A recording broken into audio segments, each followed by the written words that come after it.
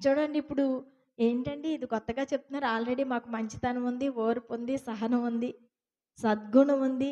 అన్నీ ఉన్నాయి అని అనొచ్చు మీరు. కానీ ఏదో ఒకటి లేకుండానే ఉంటామండి. ఆ 9 గుణాలలో కనీసం ఓ 2, 3 ఉంటే పరిపూర్ణంగా గ్రేటే. అంతా బాగా ఉంటే మంచిగానే ఉంటదంతా. ఏదైనా తేడాలొచ్చాయనుకోండి అవన్నీ బయటకొస్తాయా రావా? కోపమొస్తది, ద్వేషమొస్తది, అసూయొస్తది, మత్సరం వస్తది. వస్తాయా రావండి? ఇవన్నీ కూడా స్వార్థం వస్తది. అన్నీ అప్పటి వరకు ఉండవు మనకి.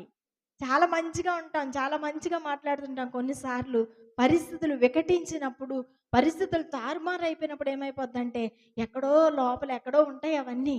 తన్నుకొని బయటకొచ్చేస్తుంటాయి. ఆళ్ళలాగా, ఈళ్ళిలాగా అని చెప్పి కంట్రోల్ చేసుకోలేని పరిస్థితిలోనికి వెళ్ళిపోయే పరిస్థితులుంటాయి.